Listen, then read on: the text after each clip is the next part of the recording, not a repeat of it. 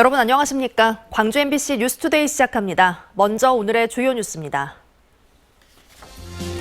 광주 군공항 이전과 대구 경북 통합 신공항 건설을 함께 담은 특별법이 국회에 발의됐습니다. 국가정보원과 경찰청이 국가보안법 위반 혐의로 민주노총 본부 등을 압수수색한 데 대해 광주 전남 단체들이 성명을 내고 반발하고 있습니다.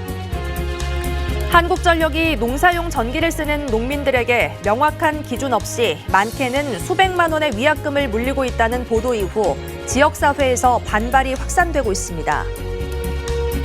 여순사건 특별법이 시행된 뒤 지난 1년 동안 피해자 신고만 6천여 건이 접수되는 등 성과도 컸지만 풀어야 할 과제도 적지 않습니다. 광주를 찾은 국민의힘 지도부가 5.18 정신을 이어가겠다며 호남 민심 잡기 행보를 이어갔습니다. 새 교육과정에 5.18 민주화운동 관련 언급이 빠진 데 대한 지역사회 반발을 의식한 것으로 보이는데요. 지역 수건 사업에 대한 지원도 빼놓지 않았습니다. 보도에 한신구 기자입니다. 국민의힘 비상대책위원회는 5.18 민주화운동 정신 개성을 거듭 강조했습니다.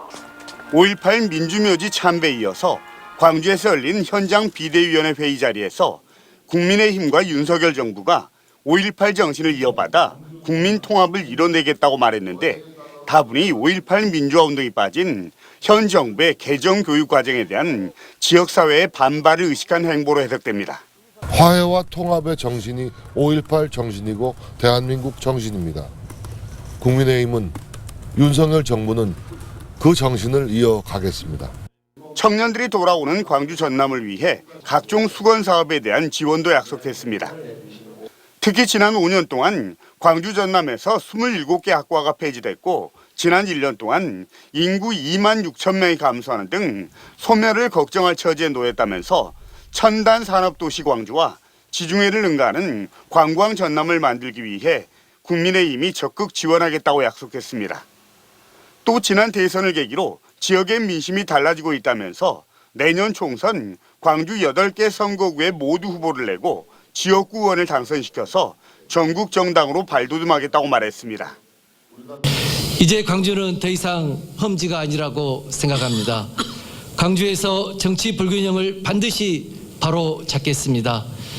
지난해 5월 5.18 기념식과 7월 호남권 예산정책협의회에 이어서 6개월 만에 광주를 찾은 국민의힘 비대위는 이어서 나주 목사고울시장을 방문해서 설 민심을 듣는 등 호남 민심 잡기 행보를 이어갔습니다. MBC 뉴스 한신구입니다. 광주 군공항 이전과 대구 경북 통합 신공항 건설을 함께 담은 특별법이 발의됐습니다. 민주당 이용빈 의원은 대구, 광주 군공항 이전 사업을 국가주도로 추진하고 이전 주변 지역 발전을 위한 특별법을 대표 발의했다고 밝혔습니다. 한편 국방부와 여야 정치권은 오는 27일 광주, 대구 경북 공항 해법을 모색하기 위한 간담회를 개최할 계획입니다. 설 연휴를 하루 앞둔 오늘 공기가 탁합니다. 그제 발화단 황사먼지가 밀려온 건데요. 현재 광주와 전남 대부분 지역의 미세먼지 농도 보통 수준 보이고 있지만 오늘 낮까지 먼지의 영향을 받을 수 있겠습니다. 기상정보 확인 꼼꼼히 하셔야겠습니다.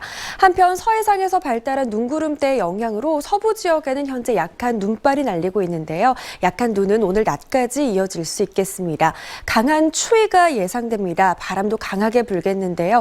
대부분 지역에서 순간 풍속 시속 55km에 달하는 강풍이 예상됩니다.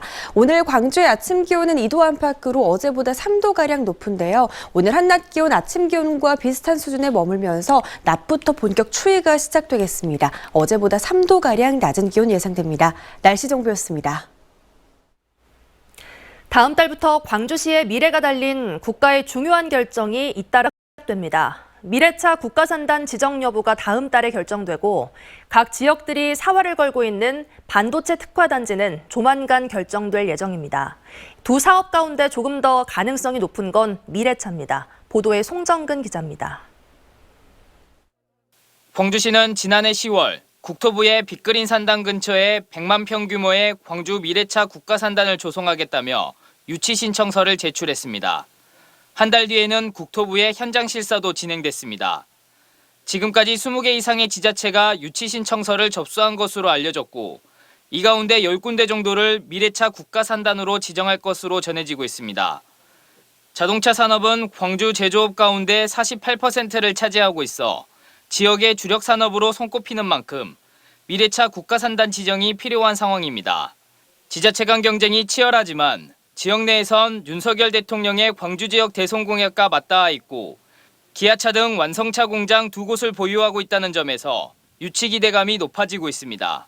미래차 국가산단이 이제 조성이 되게 되면 그걸 근거로 해서 저희가 미래차를 집약을 통해서 결국은 미래 모빌리티 선도도시로 광주를 조성해 나가겠다.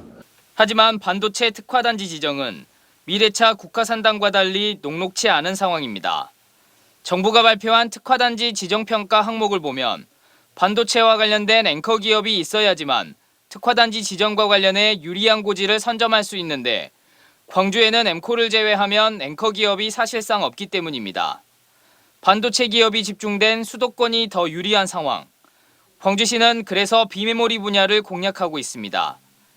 AI 데이터 센터와 연구소 등에 AI 기반이 마련돼 있고 다품종 소량 생산을 해야 하는 비메모리 반도체는 대기업보다는 중소기업에 더 맞는 산업이라고 판단했기 때문입니다.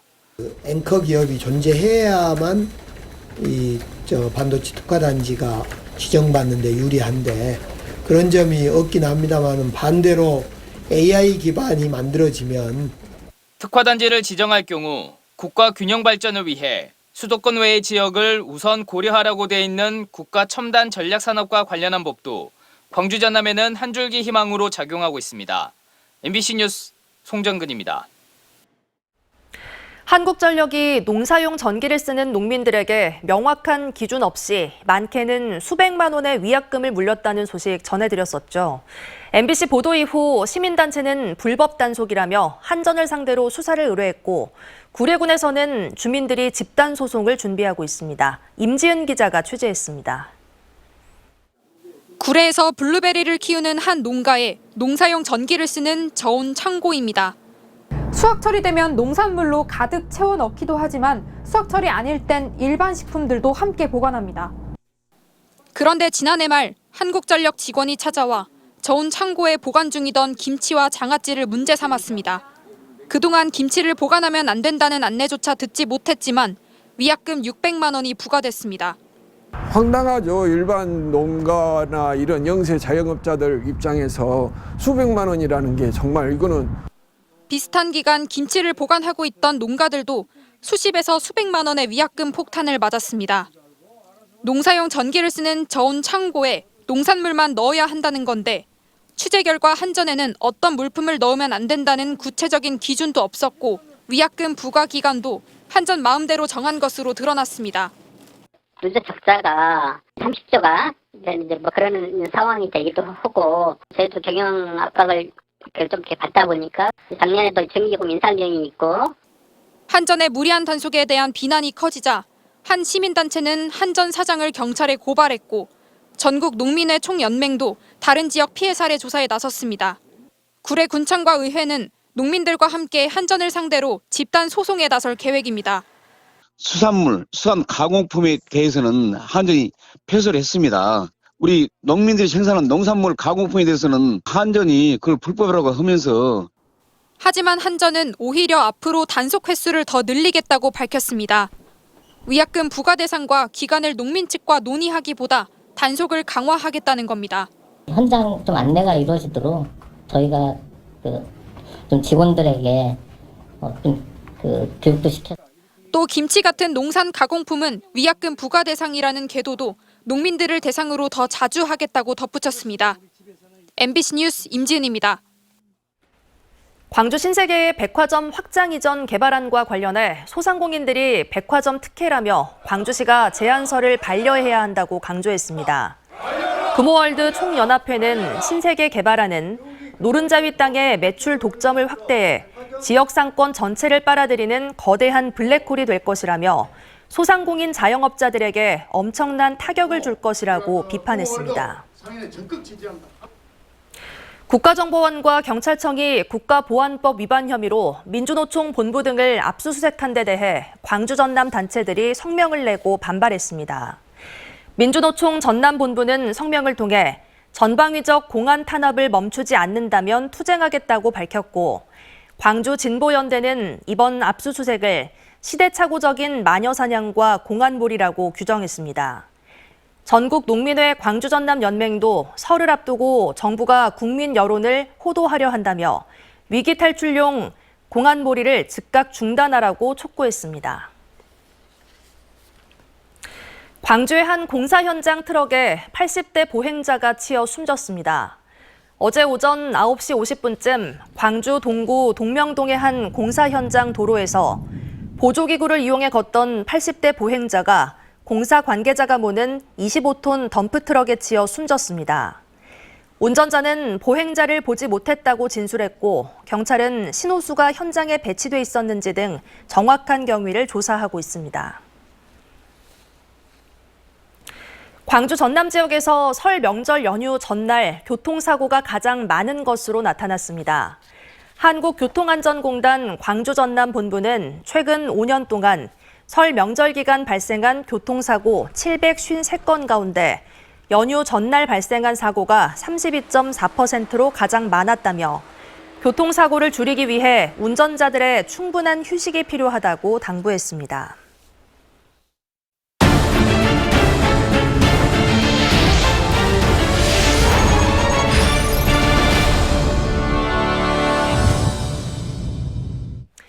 여순사건 특별법이 시행된 지 1년이 됐습니다. 오늘이면 피해 신고 접수도 마감되는데요. 특별법 시행 이후 1년여 동안 여순사건 피해자 신고만 6천여 건이 접수되는 등 성과도 컸지만 앞으로 풀어야 할 과제도 적지 않습니다. 보도에 김주희 기자입니다. 여순사건 피해자 신고 접수 마감일을 하루 앞둔 어제, 여순사건 피해자 700여 명의 명단이 여수시 여순사건 피해 신고 접수처에 접수됐습니다.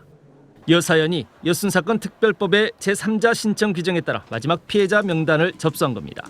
당시 20대였기 때문에 자식이었거나 아니면 있어도 몰라서 신청을 할 수 없는 경우들이 많았습니다. 그래서 그분들을 저희가 20여 년 동안 조사해온 명단과 기신청된 명단을 비교 분석을 해가지고 빠진 분들을 이렇게 찾아내서 약 900여 명을 찾아내서 오늘 신청을 하게 된 겁니다. 이로써 특별법 제정 이후 지난 1년여 동안 여순사건 피해자 신고 건수는 모두 6천여 건을 넘어섰습니다. 여순사건 특별법이 제정 시행된 이후 지난 1년 동안의 가장 큰 성과입니다. 지난 1년 동안 확인이 어려웠던 피해자들에 대한 군사 재판 기록과 수용자 기록 등 공적 자료들이 다수 확인된 점도 주목할 만한 성과입니다. 여순사건 특별법은 시행 이후 지난 1년여 동안 여순 희생자 가족들의 가슴속 깊은 상처를 치유하고 극복하는 데 큰 역할을 했다는 점도 성과로 꼽힙니다.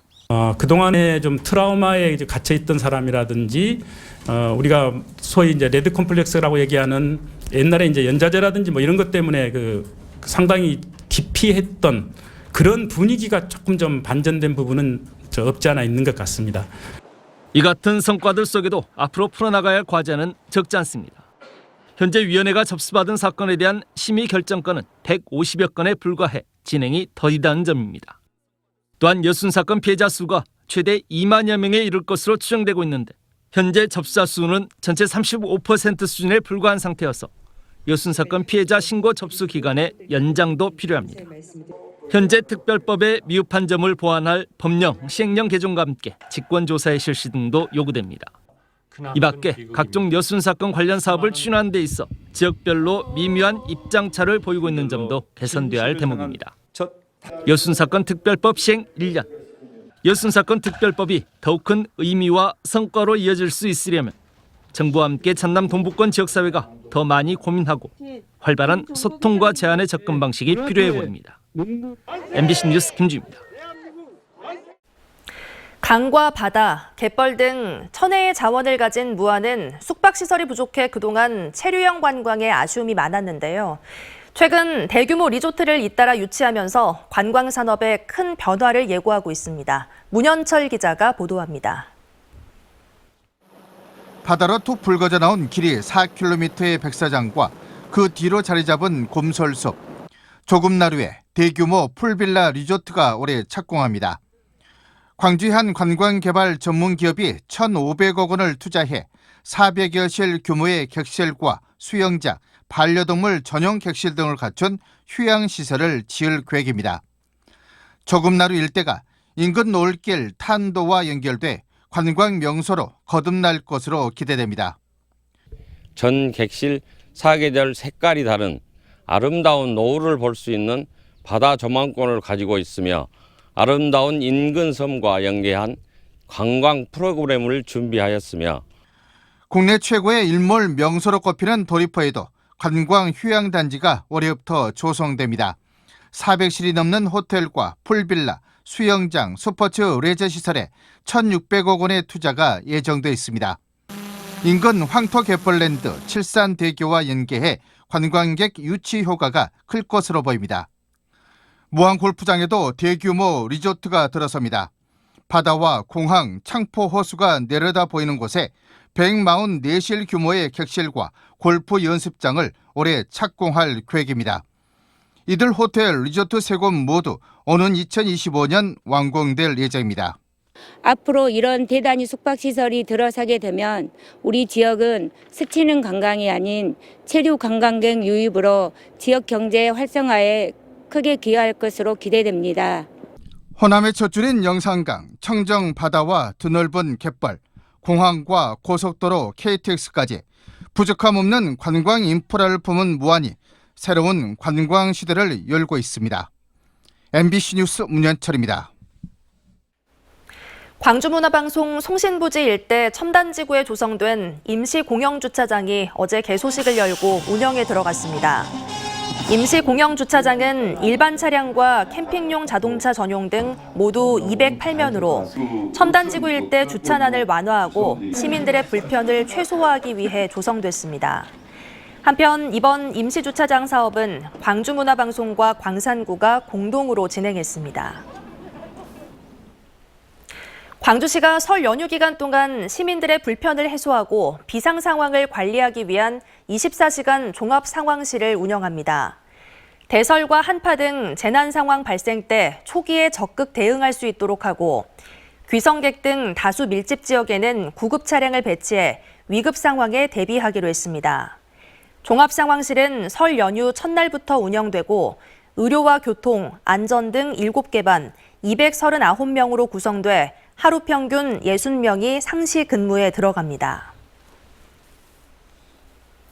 전남에서도 보행자 중심의 교통문화 정착을 위해 1월 22일부터 우회전 신호등이 본격 시행됩니다. 전라남도는 새롭게 시행되는 제도로 운전자의 혼선을 유발할 수 있고 범칙금도 부과되는 만큼 경찰청과 협의해 3개월의 계도 기간을 거친 뒤 단속 여부를 결정할 예정입니다. 또 보행자와 우회전 차량 간 상충이 빈번한 곳이나 동일 장소에서 1년 동안 3건 이상 우회전 차량에 의한 사고가 발생한 곳 등에 우회전 신호등을 확충할 방침입니다. 설 대목을 앞두고 북적이는 광주 양동시장의 풍경을 유튜브로 실시간 중계합니다. 광주 MBC는 오늘 낮 12시부터 2시간 동안 양동시장의 풍경을 실시간으로 중계하는 유튜브 라이브 방송을 진행할 계획입니다. 이어 오후 2시부터는 시사온 신년 특집 정치개혁을 말하다 2부가 방송될 예정입니다.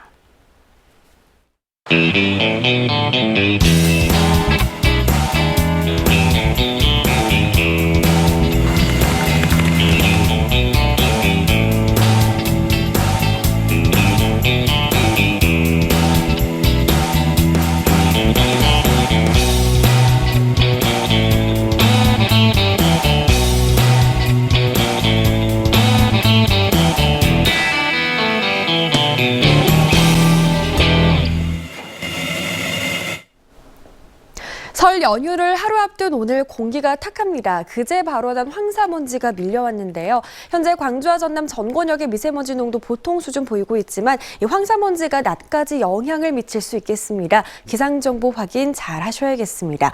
한편 서해상에서 눈구름대가 발달하면서 서부 지역을 중심으로는 약한 눈발이 날리고 있는데요. 약한 눈 역시 오늘 낮까지 이어지겠습니다.